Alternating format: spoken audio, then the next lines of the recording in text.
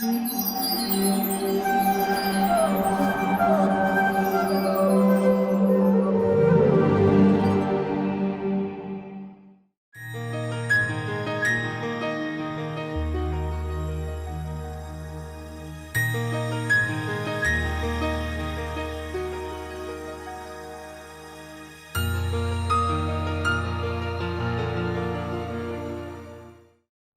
कृष्ण। तो हमने देखा कि भगवान ने कैसे, बंधे हुए भगवान ने, जिनको माता यशोदा ने बांध दिया था, उन्होंने नल कुबेर और मणिग्रीव, ये दोनों भाइयों का कैसे उद्धार किया। ये दोनों भाइयों के बारे में हमने आपको बताया, कैसे मंदाकिनी नदी में ये विहार कर रहे थे स्त्रियों के साथ, पूर्ण नग्न, बिना किसी कपड़ों के, और जब नारद मुनि आए तो भी उनका रिस्पेक्ट नहीं किए। ये क्या अनर्थ है हमारे हृदय में। महारानी कुंती अपनी प्रार्थनाओं में भगवान से कहती हैं, जन्म ऐश्वर्य श्रुत श्री भी एदमान मदपुमान न एव अर्हति अभिधातुम वै त्वाम अकिंचन गोचरम। तो ये चार चीजें माता कुंती कहती हैं, जन्म, ऐश्वर्य, श्रुत और श्री। जन्म मतलब किसी का जन्म बड़े परिवार में हो, बोलते ना बड़े खानदान से हैं, खानदानी नाम, ये जन्म का अहंकार होता है। एदमान मद पुमान, इससे मद मतलब अहंकार उत्पन्न होता है, जन्म। दूसरा श्रुत, पढ़ाई, किसी ने पढ़ाई अच्छा कर लिया तो उसको अहंकार हो जाता है। या तो वैदिक जमाने में द्विवेदी, त्रिवेदी, चतुर्वेदी, यानी जितना वेदों का ज्ञान होता था, अगर वो भक्ति नहीं करेगा तो अहंकार उत्पन्न होगा। और आज के ज़माने में पीएचडी, डॉक्टरेट, मेडिकल में नॉलेज, एमबीए कर लिया, आईआईटी चला गया, ये कर दिया, वो कर दिया, ये अहंकार उत्पन्न करता है। कभी भी हमारे अंदर ज्ञान आ जाए और अगर हम भगवान की भक्ति में न लगाएं उस ज्ञान को, तो वो ज्ञान क्या करता है, हमारे अहंकार को बढ़ाता है। जन्म भी ऐसे ही। तो जन्म और श्रुत, ऐश्वर्य, पैसा, बहुत धनी परिवार में जन्म हुआ है इसका, बहुत धन है, तो क्या होता है, भगवान के सामने झुकना मुश्किल हो जाता है। तो जब भगवान के सामने नहीं झुक रहा है, जो लक्ष्मीपति हैं, तो फिर दूसरों के सामने नम्र तो होगा नहीं, अहंकार में घूमेगा। तो यहां से भी अहंकार, ये 100% नहीं, लेकिन 99% देखा जाता है आज भी संसार में। जन्म, ऐश्वर्य, श्रुत, श्री। श्री मतलब सुंदरता। कोई बड़ा सुंदर है, कोई स्त्री बड़ी सुंदर है, कोई पुरुष बड़ा सुंदर है, तो उनको एक उससे भी अहंकार उत्पन्न होता है। अब ये नल कुबेर मणिग्रीव के साथ क्या हुआ? जन्म था, कुबेर के बेटे हैं, छोटी हस्ती थोड़ी है, कुबेर के बेटे हैं। उसके बाद ऐश्वर्य, अब कुबेर के बेटे हैं तो ऐश्वर्य, तो फिर ये देवताओं के तो ट्रेजरर है ना, सारा पैसा देवताओं का यही संभालते हैं। श्रुत, पढ़ाई, ज्ञान भी था लेकिन भक्ति नहीं थी। इसीलिए हमको समझना चाहिए, गीता में भगवान ने कहा ज्ञान योग, फिर ध्यान योग, फिर भक्ति योग। तो ज्ञान को जब तक हम भगवान की सेवा में नहीं लगाएंगे, वो हमारे लिए उल्टा काम करेगा। ये सारी चीजें, लेकिन स्पेशली ज्ञान, क्योंकि लोग बोलते हैं तुमको इतना ज्ञानी है फिर भी ऐसा कर रहा है, अहंकार है, तो फिर एक्चुअली ज्ञान नहीं है। क्योंकि अगर ज्ञान है तो आप ये समझेंगे कि आपको ये चारों चीजें, बड़ा खानदान, आपने तो जन्म नहीं लिया, ऐसा तो कोई रिजर्वेशन फॉर्म नहीं है ना कि आपने फॉर्म भरा, हाँ मुझे मुकेश अंबानी नामक व्यक्ति मेरा पिता के रूप में चाहिए, ऐसा तो कोई फॉर्म नहीं है। जो आपके कर्म है आपको दिया जाता है, मतलब आपको दिया गया है, तो फिर अहंकार क्यों? ऐश्वर्य, धनी परिवार में पैदा हुए हो या बाद में आपने कमाया, कमाया कैसे? अपने शरीर को प्रयोग करके, अपनी बुद्धि को प्रयोग करके। और ये कुदरत की, भगवान ने जो प्रकृति बनाई, इन प्राकृतिक चीजों को लेके आप पैसे वाले बने। जैसे कोई कांच बनाता है, तो कांच बनता है सिलिकॉन से, सिलिकॉन आता है रेत से, रेत तो कुदरती है, प्राकृतिक है। तो आपने पैसा अगर कमाया भी अपनी बुद्धि लगा के, अपना शरीर लगा के, तो आपकी बुद्धि भगवान ने दी, आपका शरीर भगवान ने दिया, आपको रॉ मटेरियल भगवान ने दिया, उसको प्रोसेस करने का शक्ति भी भगवान ने दिया, और जो बेचा कस्टमर्स को, वो कस्टमर भी भगवान ने भेजे। तो आपका क्या है? जन्म ऐश्वर्य श्रुत, पढ़ाई भी किया, अगर भगवान बुद्धि नहीं देंगे तो आप पढ़ पाएंगे? नहीं पढ़ पाएंगे। और सुंदरता, आप कितना प्लास्टिक सर्जरी करा लीजिए, आजकल हम देखते हैं बहुत लोग कराते हैं, इतना कॉस्मेटिक्स इंडस्ट्री, इतना प्लास्टिक सर्जरी लोग कराते हैं, लेकिन भगवान ने जिसको सुंदरता दी है वो सुंदर है, जिसको नहीं दिया नहीं है।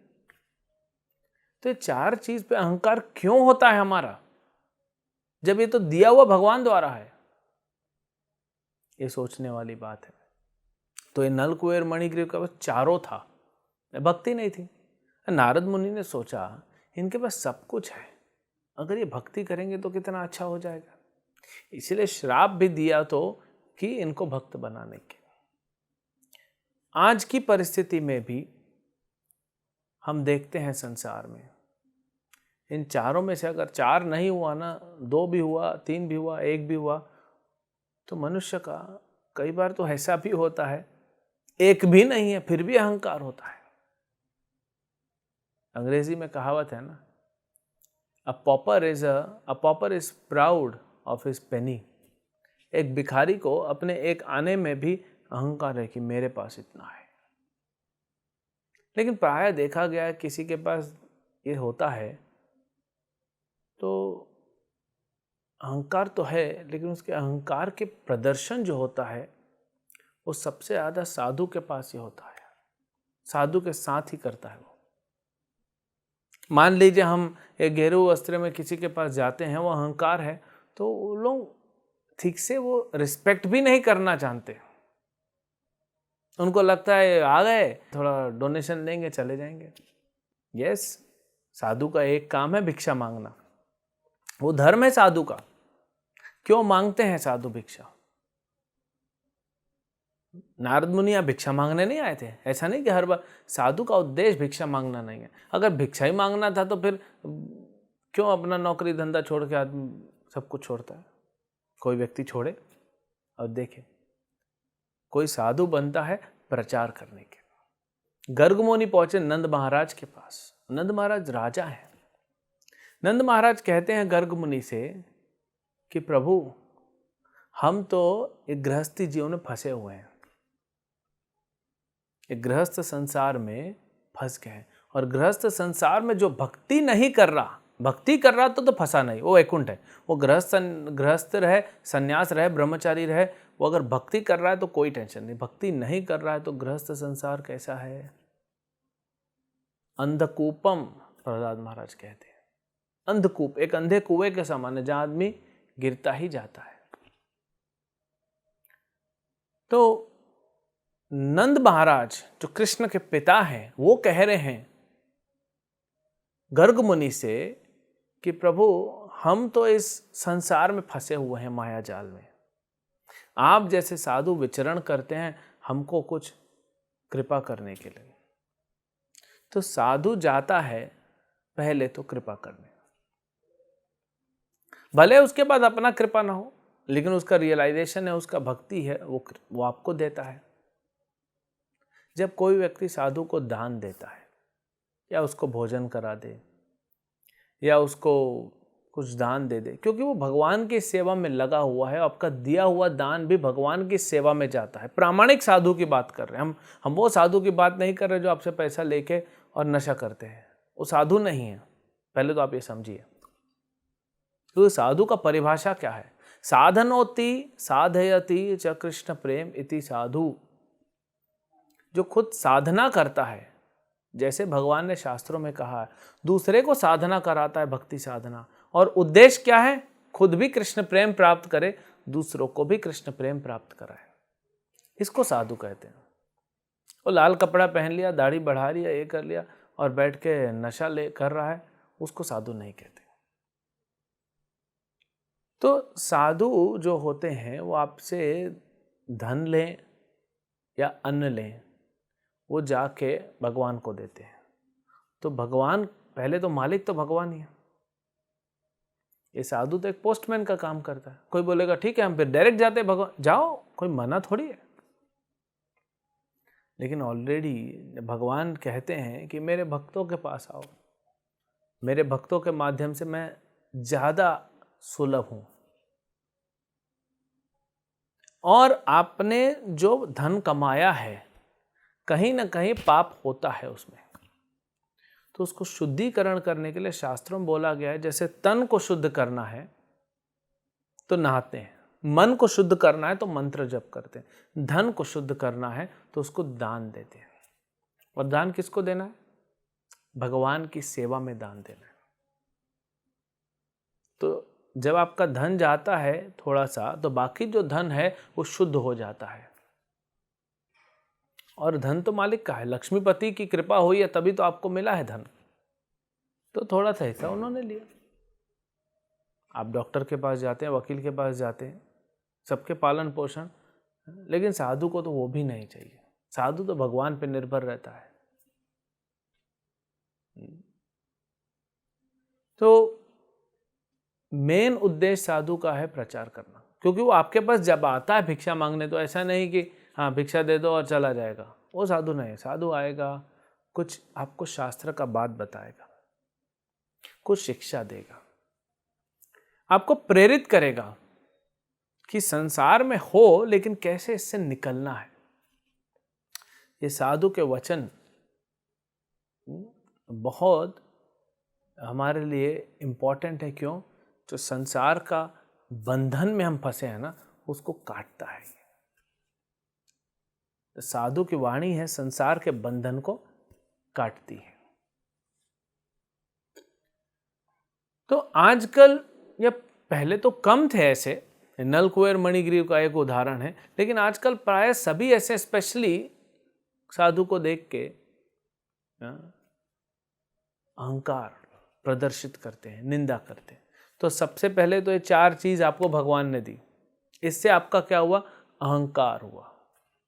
अब इससे क्या होता है? ये यहां रुकता नहीं है, ये आगे बढ़ता है। आप क्रूर बन जाते हो, क्योंकि अहंकार आ गया, बुद्धि विस्मित हो जाती है। और बुद्धि विस्मित हो जाती है, जैसे भगवान गीता में कहते हैं, ध्यायतो विषयान पुंसाम संगस्तेषु उपजायते संगात संजायते कामान कामात क्रोधो अभिजायते क्रोधात भवति सम्मोह। कैसे काम हो जाता है उत्पन्न, क्योंकि आपके पास इतना सब कुछ है लेकिन आपको और चाहिए। ये भौतिक वासनाएं, भौतिक इच्छाएं बढ़ जाती, और चाहिए और चाहिए, सब चाहिए। इससे क्रोध उत्पन्न होता है। जब नहीं मिलता, क्रोध से मोहित हो जाते, विस्मृति हो जाती है, बुद्धि भ्रमित हो जाती है और नाश होता है, पतन होता है हमारा। तो हम क्रूर हो जाते हैं, हम पशु पक्षी पे क्रूर हो जाते हैं। लोग मांसाहार इसीलिए तो करते हैं। जो मांसाहार करता है उसको कभी देखना चाहिए कि कैसे किसी पशु को काटा जा रहा है।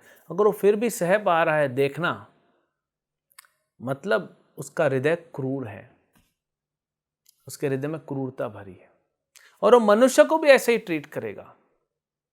हमने सुना है बहुत सारे लोग अपने घर के जो डोमेस्टिक मेड होते हैं, जो नौकर होते हैं, घर में काम करते हैं, उससे बड़ा अच्छे से बात करते हैं। बहुत ऐसे भी होते हैं बहुत बदतमीजी से बात करते हैं। क्यों?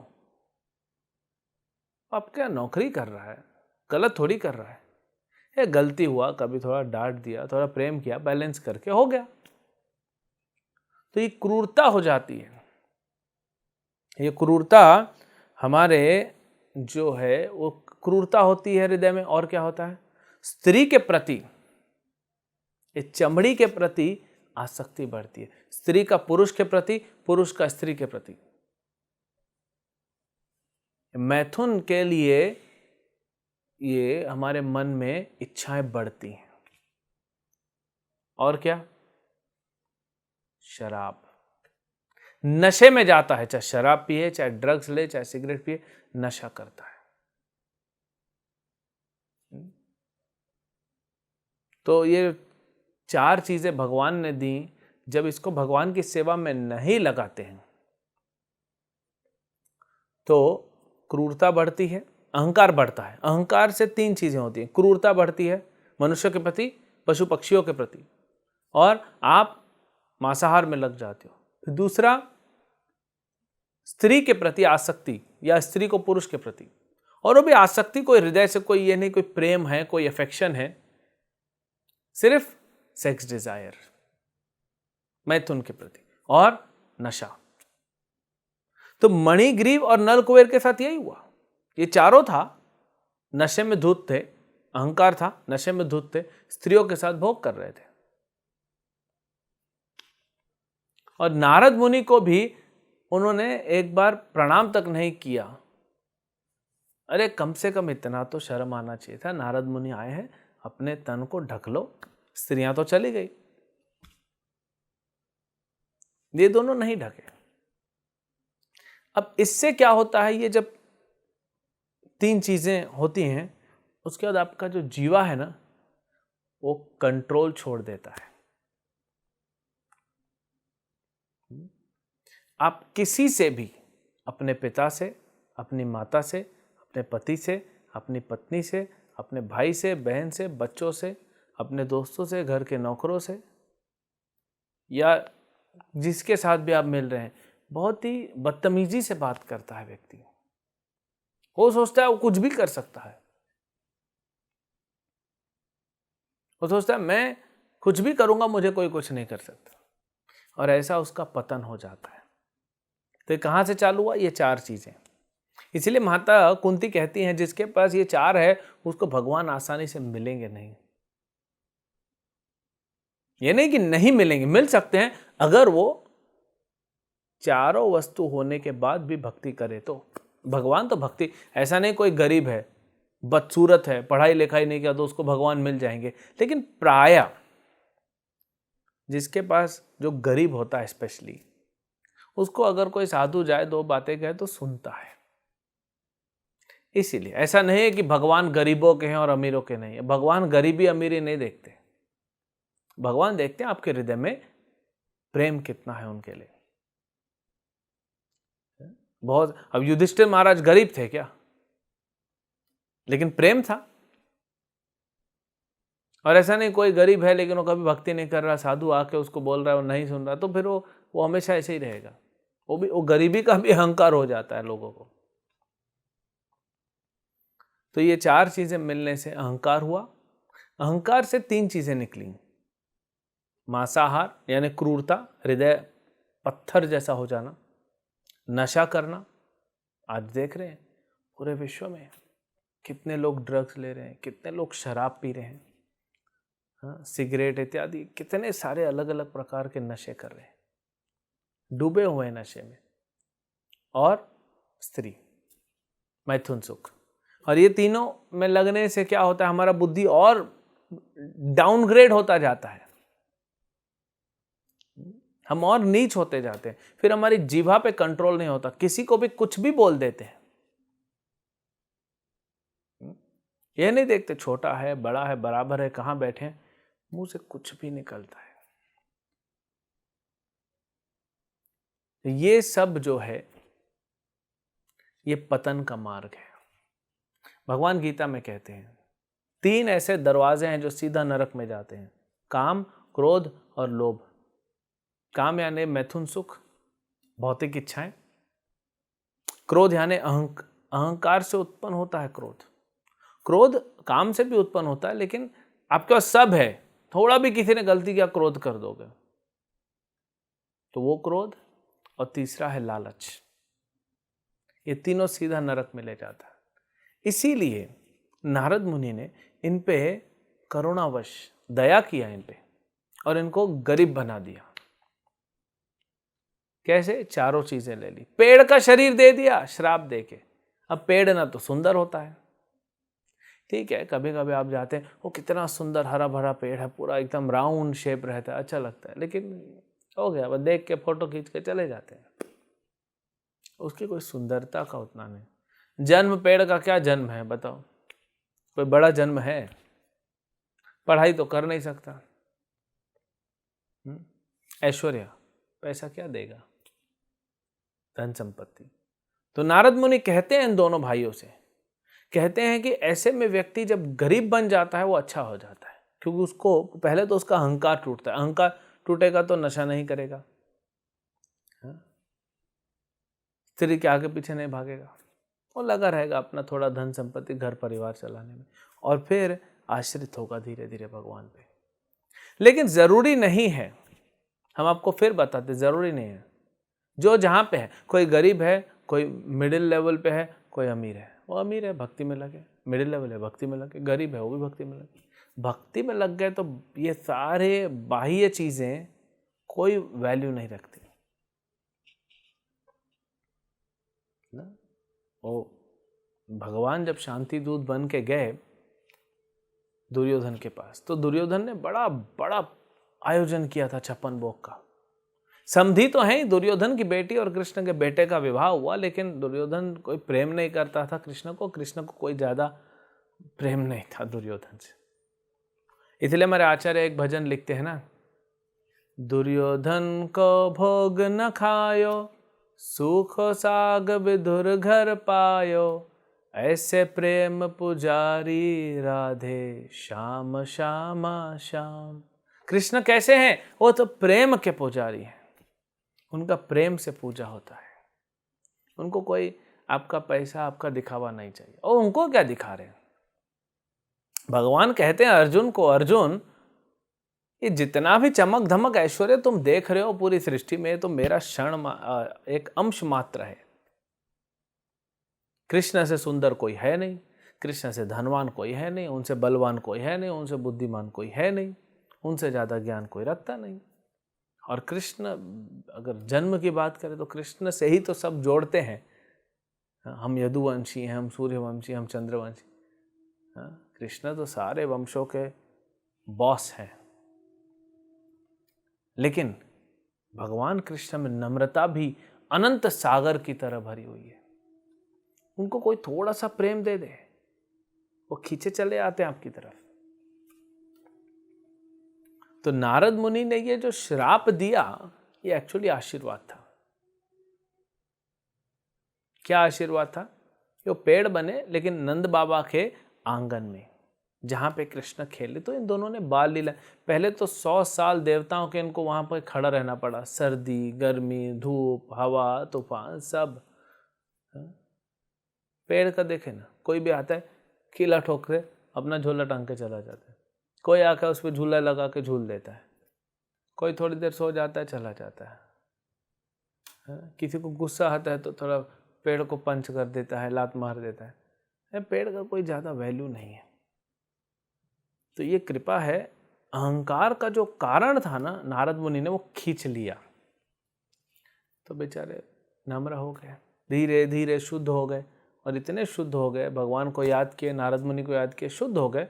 तो भगवान ने अपनी लीलाएं दिखाई इनको। 3.25 साल तक तो लीला दिखाई ना, जब भगवान 3 साल 4 महीने कहते तब जाके इनका उद्धार किए। तो तब तक तो लीला देखे पूर्ण शुद्ध हो गए, अब पूर्ण भक्त बन गए। जब भक्त बन गए, भगवान बोले जाओ अपने लोक में। भगवान बोले मांगो कुछ वरदान। बोले प्रभु 2 वरदान चाहिए। बोले मांगो। बोले पहला तो हमको हमेशा हम नारद मुनि के चरणों में रहे, बस हमारे गुरु, ये एक वरदान दीजिए। दूसरा वरदान, दूसरा आपको कभी भूले ना, आपकी भक्ति करते रहे हमेशा, दिन रात आपके नाम का, आपके गुणों का, आपकी लीलाओं का वर्णन करते रहे। तो हमारे हृदय में भी ये बैठा हुआ है कि मैं पैसे वाला हूं। पैसा कितना ज्यादा नहीं हो तो भी अहंकार बैठा हुआ है। ये 4 चीजों से अहंकार बैठा हुआ है, और ये अहंकार से मांसाहार, नशा और स्त्री, इसके पीछे भागते हैं। फिर हमारी जीवा कंट्रोल नहीं होती, उससे हम झगड़े कर देते हैं। आप देखे होंगे लोग झगड़े, जो लोग नशा करते हैं कैसा भाषा बोलते हैं उन लोग। और इसमें क्या होता है, अपने ही लोगों से झगड़ा करके रिलेशन खत्म कर रहा है, बाद में देखता है तो मैं अकेला ही हूं, फिर डिप्रेशन में चला जाता है। तो इसीलिए ये अनर्थ हमको, हम अपने हृदय से खत्म करने के लिए भगवान को प्रार्थना करना चाहिए कि प्रभु अगर आपका और आपके भक्तों का संग नहीं तो ये सब क्या वैल्यू है इसका? तो ये सोना हीरा मोती है तो पत्थर के समान, इसका वैल्यू ही क्या है? एक्चुअली पत्थर है ना, कोयले से ही हीरा बनता है, कोयले की खदान में हीरा निकलता है, और है क्या? पत्थर ही तो है। ये तो मनुष्य ने उसका वैल्यू बना के रखा हुआ है, नहीं तो क्या है? तो इसको नहीं, असली धन जो है, असली परिवार कृष्ण का परिवार है, असली ज्ञान कृष्ण की भक्ति है, असली सुंदरता हमारी भक्ति में है, और असली धन एक वैष्णव गुणों का हमारे अंदर होना है। तो भगवान पे आश्रित रहें, इस सारे अनर्थों को खत्म करें हमारे हृदय से, और भक्ति में आगे बढ़ें, सदा आनंद में रहें। हरे कृष्ण। ऐसे ही और भक्तिमय कार्यक्रमों के लिए देखिए हरे कृष्णा टेलीविजन।